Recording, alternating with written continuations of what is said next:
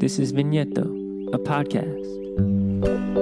From the sun and soil they grow, from the land and sea they roam, drinking wine in the great unknown.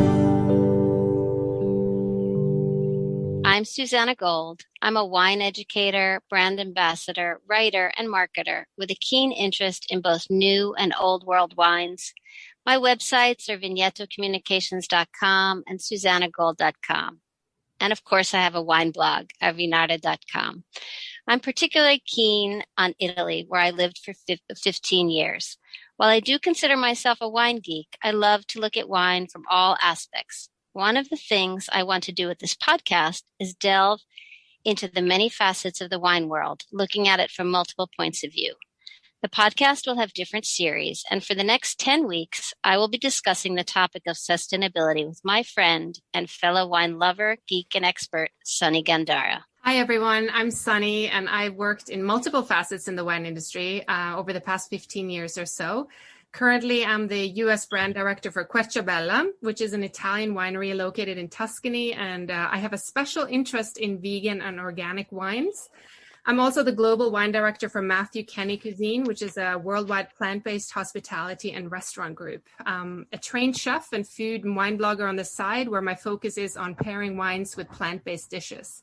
I want everyone to discover the enormous, exciting, and delicious world of plants and the gastronomic pleasures you can get eating a vegan diet with a glass of wine, of course. So we're here with Christy Frank of Copake Wine Works, and I'm really excited to talk to you. It's been a long time that you've been in this industry, and I've spent some time talking to you, but I'm really excited to hear about your store. So I think, Sunny, you have the first question. Yeah, sure. Since I'm relatively local to your wine shop, I wanted to find out a little bit more about Copake Wine Works and what kind of selection of wines we can find at your store and what are consumers asking for. Can you tell us a little bit also about your inspiration for opening a store in that area? Sure. So Copake is about 2 hours north of the city, and it is in between the town of Hudson on the New York side on the river, and then Great Barrington on the Massachusetts side. So it's actually very close to the Massachusetts border. It's kind of in the Berkshires. The inspiration, I wish I had a great story about why I wanted a shop up there, but essentially we had a house up there. We would go skiing up there, and I'm always just sort of looking around every time driving around anywhere. That would be a great place for a wine shop. That would be a great place for a wine shop. I wonder where the closest wine shop is. So it was just that sort of like conversation, having it in my head. One day we realized, like doing a little small town gossip, that the nearest wine shop to Copake, which was up in the town of Hillsdale, had recently closed or was in the process of closing. It turned out it had closed. Around the same time that my husband was getting that little piece of gossip, I noticed that there was an old building that was in the center of town. The center of town is kind of, there's not even a stop sign. There is a stop sign, there's a stop light. But I was looking at that thinking, I wonder if that would be a great place for the wine shop. I wonder where the closest wine shop is. And I wonder if that building is for sale and if we could afford it. And we sort of put all of that information together and realized, we could open a wine shop here. I owned Frankly Wines at the time down in the city, so I didn't want to open another wine shop. But the way that the licensing rules work in New York, I knew enough to realize that if I ever wanted a wine shop up there in the next 10 years, which I knew I did, I needed to do it then. So very quickly figured out everything that was going on, what we needed to do. Were we able to get sort of a 1-year lease with the right to buy on the space, just to sort of make sure, proof of concept, that we would actually have a business up there. And everything came together very quickly, and we were able to open for the summer season. And I say we because my husband technically owns that wine shop, because you can't own 2 wine shops in the state of New York City, or in the state of New York. So that's sort of how we wound up with the wine shop up in the Hudson Valley. And it's a wonderful place to have a shop if you just like selling wine to people and aren't aren't insisting on having a very, very specific niche that you want to play in. So if you walk into the shop, it's very much a generalist shop. There's some big brand spirits, there's some bigger brand wines, there's kind of everything from your $15 bottle of Pinot Grigio, your $10 bottle of Pinot Grigio, your $15 bottle of Prosecco, all the way up to like your fancy Napa cabs, to your really cool natural stuff, to like just sort of things from all over the world. And that's really necessary because we are, if you're not buying it at Copake, you've got to drive like another 20 to 30 minutes to get to another shop. So in terms of offering really good service, it's one thing if you aren't selling a certain kind of wine and you're in New York City and you know there's a shop that's right around the corner that is selling something that you're not selling in terms of a style or a price or a brand or whatever the niche is. But up in Copake, if you don't have it, somebody comes in and you say, no, I don't want it. I don't sell that stuff. Then you're basically saying, yeah, screw you. Go drive a half an hour. I don't really care. And I didn't want to be that store. So it's kind of a little bit of everything. Definitely about 5 years into it, leaning more towards small production wines, natural wines, organic, building out the New York section. So sort of bringing it more in line with what I like to drink, but it's still very much a little bit of something for everyone. And the selection is built on that philosophy. Right. So after like sort of 5 years now, what have you seen? What are they asking for? Like, what are some of the biggest concerns they have when they're purchasing wines? Do you find that they're willing to pay more for, say, the natural or handcrafted organic wines? Or do you think it's a mix of what do you see in terms, is there a trend? It's a mix of everything. I would say that as well, especially with the pandemic, we've seen a lot of people moving into the area more permanently, and we've seen a lot of like younger people moving up there and living there. And we are, word sort of gets out that, oh, there's the shop in Copake that has like some of the cool stuff. So we're starting to see more of that, and we are starting to get more requests for natural wine in particular. But what's interesting about those requests is that it's some of it is based in the farming and the philosophy and that sort of thing, but a lot of it is based on the style. So people coming in and asking for an orange wine or asking for a natural wine, and really what they mean is, do you have an orange wine, or do you have some cloudy pet nat, or do you have like a light sort of glue smashable red? And then it's kind of up to us to drive the conversation about the farming, the labor aspects, that sort of thing. I would love to say people were coming in and wanted to discuss the farming and wanted to discuss labor practices and wanted to discuss all of that, but we're still as the retailer the ones that are kind of driving that conversation. Yeah, I noticed that you have a pretty large New York wine selection, which I think is really neat. So what do you see happening in the state of New York? What have you noticed in your both living there and having a shop there now for at least 5 years? I love that you say I have a great New York section. It's a constant thing on my list to make that section even bigger and even better, and really do more exploration of what is happening in the Hudson Valley, and get to the actual wineries and out into the vineyards. I've been talking about doing it for years, and it just, you have a shop, you're stuck at the shop. But I think what's exciting is we are starting to see more of a conversation around organics, around the farming, around the sort of hybrid varieties that can more easily support that kind of farming in an area like the Hudson Valley or an area like the Finger Lakes. And so, Sunny, we had met at a tasting at Artisan Wine Shop in Beacon, and we're tasting through a bunch of piquettes that Wild Art Farm was making. And that's something that's really exciting, is to see different kinds of wine styles that are sort of rooted in the farming and the sustainability aspect that they don't necessarily fit into the typical box or the typical grape of what people, think of when they kind of think of wine. But they're delicious and they're fun, and they've made an impact. And as they've had some success with that, and there's been a lot of buzz around that, you start to see other wineries kind of following suit and playing around with those sort of grapes and those styles, and starting to think about the farming in a way that maybe we couldn't do it, maybe we can do it. And that's exciting. That is really exciting. I myself have noticed that I've looked in a different way, more favorably upon some of the hybrids that I've had from New York State. So, I find that really interesting. I'm wondering if your shop and the people who work with you have to do a lot of education to the consumers that come into your shop. Is that a big key component for you? It is. It's kind of, we sort of like to, we'll meet people where they are. So if somebody comes in and they want a $15 bottle of like classic rich oaky buttery Chardonnay, we're probably not going to insist that they try a $30 bottle of orange wine from Georgia, or even a Paquette that's under $20, but from it's a grape that they've perhaps never heard of.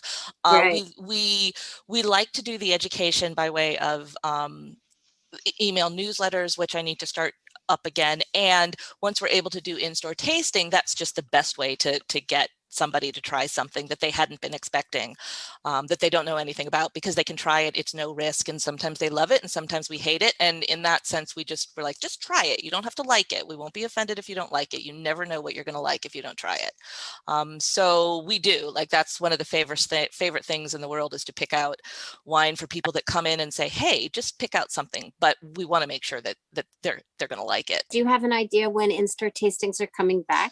That's something that is like kind of in the mix of what people are talking about. I mean, places I am starting to see shops in the city starting to do it. We have plenty of space up there, so theoretically we could start anytime we want. Just where we are, since we are, I say we're in the center of everything, in the middle of nowhere. We don't want to have a sales rep come up and do an in-store tasting when 3 people show up, because that's not respectful of their time. But we're in the process of starting to put together what the plan is going to look like for tastings that we'll do on our own. That's pretty exciting. I also noticed, looking at your website, that you've got a lot of choice of formats. And that was really interesting to me. You have large formats, you have cans, you have bag and box. Is that kind of part of the sustainability conversation in terms of the bag and box and cans, or is it people like to take those formats out to picnics? What are you seeing in that way? And there is a sustainability conversation there to be had, especially about the bag and box wines. I mean, 4 bottles of wine in something that's the size of not even 1 bottle of wine it's a pretty compelling story in terms of like carbon footprint and so on. But what is really motivating the purchase of those is more, it's I would say like occasionality would be the fancy word for it. Occasionality. So we get a lot of people that they're on boats, they're on the lake, they're hiking, they're canoeing, they're doing, whatever outdoors activity that they're doing, and it's a lot easier to take along a box of wine or some cans of wine rather than have to deal with the bottle. Makes sense. I like that occasionality. May I use that? Absolutely. Thank you. Is that I also noticed that you have a whole kind of $20 section on your website. So is $20 like the new 15? Is that kind of the sweet spot for consumers? I mean, in terms of what consumers want to, it depends on where you are. When I had the shop in Tribeca, $20 was the sweet spot. I could sell almost anybody anything for $20. Up in Copake, it's a little, it's probably $15. 15 to 20 is more the sweet spot in terms of like what our most rapidly selling wines are at that price point. But there is something about $20 in terms of being able to get a bottle of wine into somebody's hands, that's where you start to get wines that really start to show a sense of place. There's heaps of great sort of $15 bottles of wine out there, but you don't really start to get into reliably, consistently get into things that are really unique and really sort of show where they're from until you start to hit $20. Now, if you want something that's $20 and is like organically farmed and pristine fruit and like super fair labor practices and like that's even starting to push it, depending on who owns the farm and where are you and how many family generations have been involved and are your friends picking it or do you have to bring in people to pick it. So that's yet another price point discussion. But $20 in terms of trying to get just something that is delicious, unique, and showing some typicity is probably not the word I want to use, but sort of sense of place, that's where you can start to do that. That's very interesting. You brought up this topic, so I'm going to just follow up on that with a question about fair labor practices in vineyard, because I've noticed that people are talking about it a lot more within this last year. Have you seen that too? Oh yeah. And it's it's kind of a natural progression. If you're talking about, maybe 10 years ago, there was a conversation. The conversation started about like what's happening in the winery. And then it sort of has evolved to, well, let's talk about what's happening in the vineyards. And now it's expanded even more to be like, well, let's expand it to talk about who's in the vineyards, not just what's being grown in the vineyards. And it's, I think a lot of it, since last summer, there's been a lot of conversation around Black Lives Matter and then about diversity and inclusion and equity within the industry. And as you start to really have those conversations and talk about who is this community and who are we not seeing and who are we not centering in all of this, you start to really have to, you have to have that conversation. And it's going to be driven the retailers, the importers, the distributors, the wineries, they have to be ahead of that. They're always going to lead the consumers in terms of that. We never had sulfur parts per million or farming practices on sell sheets until retailers started to ask for that. So if we start to have that conversation about who's your picking crew, then it'll just become a natural part of the conversation. Have you started that yet, or other retailers that you know? I would like to say I'm more ahead of the game than I am. It's like teach the old dog new tricks, and I'm learning the new tricks, but it's something that I'm looking to just a number of people that I follow within the industry that like, how are they, I'm taking lessons from them on how to start that conversation. And it's an interesting conversation then to try to have with the consumer when you're a generalist store, because there's no way a $15 bottle of wine can tick all of those boxes, but we still need to be having the conversation. Right. No, all of that is true. And I think we're all learning. I mean, it's a real learning curve across the industry. I had wanted to ask you something about the regulatory work you did last year, but I know, Sunny, you have a couple of questions you wanted to ask too. Oh yeah, I just, we've talked a lot about retail, but moving into the restaurant world, obviously they didn't fare as well during COVID as the retail. And I wanted to get your opinion or thoughts on what trends you're foreseeing in that restaurant and sommelier world post-COVID. If you think there'll be more emphasis on organic or environmentally, socially conscious wines. What do you think? It'll be interesting to see how that pans out. I think we're certainly starting to see a lot of restaurant people who are starting to be interested in retail. Because, and so it's that's definitely something that's happening. And hey, the more people that are opening or talking about cool wine shops, the better. Sure. And in terms of restaurants, I mean, I'm definitely connected to that side of the industry, but I'm not up to my earballs or my eyeballs in it. I think the conversations I'm hearing from the people that I like to talk to is the wine is still important, but there's a lot of sort of get your house in order conversations that are happening in terms of, how do we pay people? What do we do about tips? Like, how do we just make sure our restaurants are and this is happening in retail as well. Like, how do we talk about, there's been so long talking about the customer is always right. The customer is always right. Bend over backwards for the customer. And I think the pandemic, certainly for retail, and I think restaurants are seeing this as well. It's like, no, we need to step back and we need to look at what does our restaurant community, what does our retailer community mean? And the customers are clearly important, but if we don't have staff that's safe and healthy and all of that, then what's the point?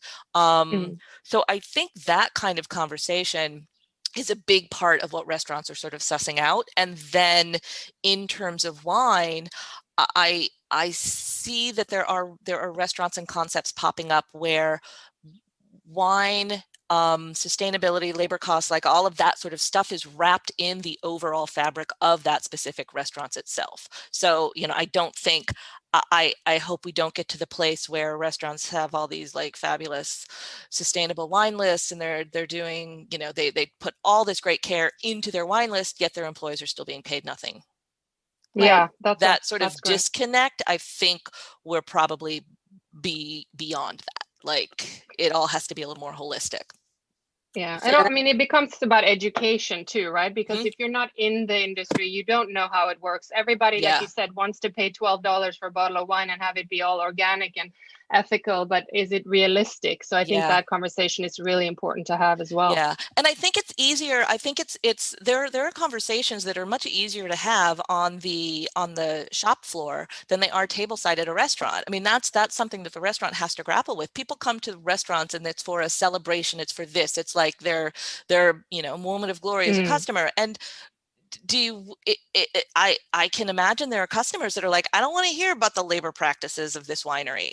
Like, sure. Whereas at a store, people come back and you can kind of pick your moment. They're back all the time. They're not necessarily there with their boss or their girlfriend or their parents, their in-laws. And you can kind of have that conversation where somebody like, I have started to have those conversations. I mean, I've tried to have them for a couple of years, and now I will try to find other ways to have scripts to bring these conversations to the forefront. But somebody will say, I know you're not crazy about this $15 bottle. Like, what's the difference between this $15 bottle of Chardonnay and this $25 bottle of Chardonnay? And I'll be able to say something like, well, the farming, and what does that mean? And let's start that conversation. Or why is this Australian bottle of Chardonnay $35? Like, because they don't have interns that they can't pay. So you can have that conversation at the right moment in a shop. You'd be really hard pressed to have that conversation tableside at a restaurant. Yeah, that's a very good point. That is a really good point. And that kind of leads me to something else that I know you've been involved in during the last year, which is all that regulatory work you did in DC with tariffs, I believe. Yeah, I'm the Instagram person behind all of the work that Ben does. And I'm clearly not, I'm a terrible lobbyist because now I can't even think of the name of the lobbying organization, but that was probably over the last couple years. It started in 2019.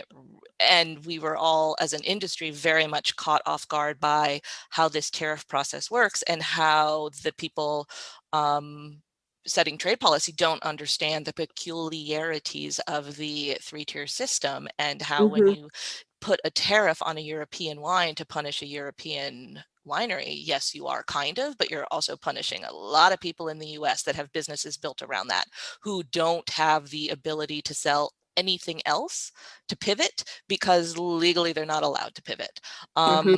So it was great to be involved in that and to sort of see the industry, what it looks like when the industry can come together against something that absolutely everybody is aligned on, and how you can really move the needle on that. And then there's lots of food for thought there to think about, well, what are the other issues that we're not so aligned on, and are there still ways to kind of move the needle on those? Right. Yeah, I would imagine that was kind of a come together moment that, perhaps that energy can be harnessed to have the conversation about labor rights and other things in the industry.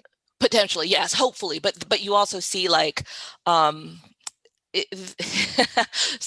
not everybody is going to be as unequivocally, straightforwardly aligned on the policy that needs to shape, that needs to be put into place to improve labor rights. So the interests start to kind of fragment a little bit, but there was a lot to be learned in terms of how lobbying works, and that can be put to use in many ways by many people now within the system. Yeah, that was very, very interesting. I followed a lot of it on social media. So I know you were very involved in that, and I know that you know a lot about another topic. Last topic I wanted to bring up, which is shipping. Oh yeah. I've bought more wine online during this pandemic than ever before in my life, and I, as a consumer, sometimes stop because of the cost of shipping. It does, it does make me pause, and so. I think it's a lack of understanding about shipping costs that I and many other people share. Yeah, well, I mean, we've all been trained, I do it too. We've all been trained by Amazon that if shipping is that we should get free shipping or we should get reduced shipping. And it's ingrained in how people make their online purchases. But the thing to think about with wine is it's incredibly expensive to ship wine. I mean, it's heavy. It needs to have special packaging. You have to have an adult signature requirement. You, in some cases, have to have permits, like even for UPS or FedEx, for the common carrier to come pick it up.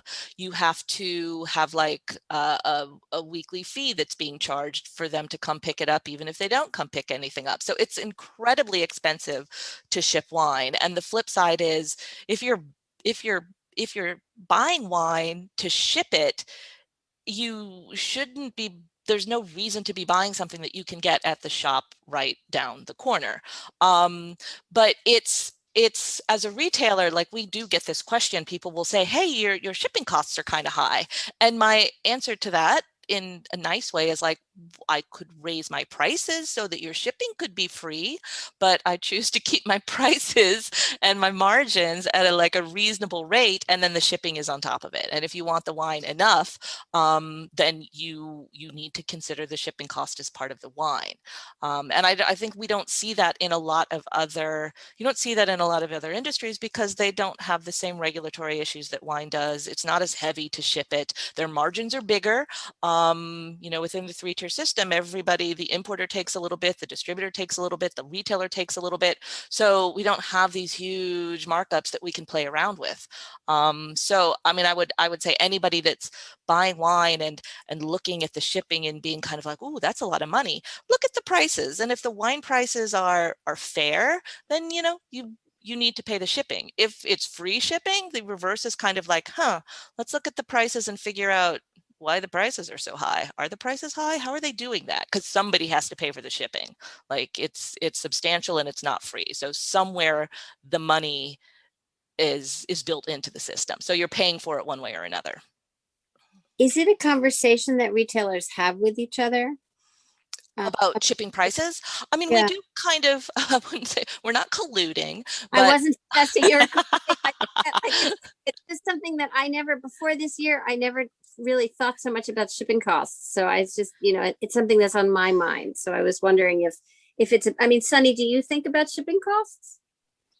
Yeah, of course. I mean, I'm guilty as many are of just kind of being used to, as Christy was saying, it's free shipping. You pay, even like wine.com, you pay like $49 and it's free shipping all year round. And then you forget how big they are. And, they also raise their prices, right, on their wines. But I'm more sort of concerned from an environmental standpoint. Like I would never just buy 1 or 2 bottles, but I see that people are doing that all the time. And I'm like, I'm not going to buy a bottle in California and have it shipped on its own, at least. So I try to be mindful of also using my local resources and supporting the local stores, or even asking them if they can special order instead of doing it online. So I'm trying to be more mindful, but I'm certainly not perfect. Yeah. And that's important. I mean, because if you really, the only reason why you should be buying wine to have it shipped to you is if you can't get it locally. Now, wine, the reality of how the wine industry works is there's a lot of wine that people want that they probably can't get locally. In New York, that's not necessarily the case because we are right by the ports and we have a really, really robust network of small importers, small distributors, and small boutique retailers. And it's very easy to special order things. So if you're patient, you can get pretty much almost anything you want within New York. That is not the case once you leave our little bubble that this state exists in. And I think I'm kind of pulling numbers out of my head, but like, let's take a state like Kentucky. Kentucky might have, they might only sell in Kentucky, you might only be able to get like 10% of all of the available wines and spirits in the United States. So if you're a wine lover in Kentucky, you're kind of, what can you do? You can't really have it shipped to you because that's not really legal. But that's the reality that once you get outside of New York, wine drinkers have to think about is how much do I want it? And where could I find it? And how do I get it? And am I just going to have to do without because nobody's allowed to ship it to me? But that idea of maximizing or rather minimizing the footprint and always buying in cases and only buying things you really, really want, like that's important. That's a good thing to think about. Yeah, we're certainly very spoiled in New York in that respect. Yeah. That is true.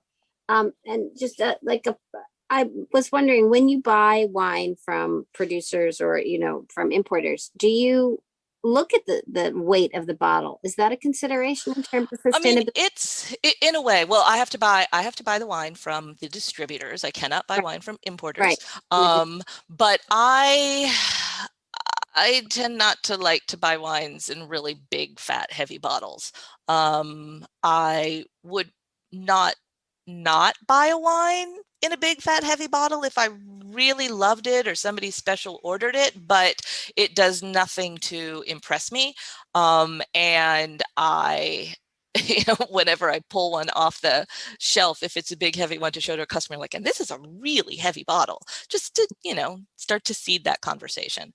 I would prefer everybody had their wine in like basic, light, regular kind of bottles, except champagne. That needs to be in a heavier bottle. Do you see a trend towards that? I do think I do. I haven't really thought about it, but like just looking at what we're on the shelf. Well, partly it's because of what we're buying, and we're not buying. I don't buy and I don't stock a lot of really high end sort of marquee wines that are that kind of play in that space of a certain big, rich extracted style where you want the bottle to convey that this wine is important. I don't sell a lot of those wines. So just kind of by self-selecting, I don't have a lot of the big bottles, but I think in general, I feel like there is a bit of a trend towards lighter packaging. Yeah, I think so too. Well, it was Sunny. Did you have anything else that you wanted to ask Christy? I could just talk to you all day about every topic in the wine industry. No, I thank you so much for sharing your thoughts on all these important issues. Really, it was very interesting to hear. And also maybe just share with us where we can find your shop again. There's a website, anywhere else we can find you. Sure. So it's Copake Wine Works, which is in the town of Copake, and the website is copakewineworks.com. And then the shop is on Instagram, and I am on Instagram as well under christy.frank.wine. Yes, that's the email. That's my email too, but that's also the Instagram handle. Great. Thank you. I can't wait to come visit you now that we can move around. Can't awesome. Come on up. Join us next week as we speak with Manfred Ing, winemaker at Tuscan Estate Querciabella. Thank you so much for listening to this podcast with Christy Frank of Copake Wine Works. Our podcasts drop on Fridays, and you can find them wherever you get your podcasts. Thanks for listening. This is Vigneto, a podcast. From the sun and soil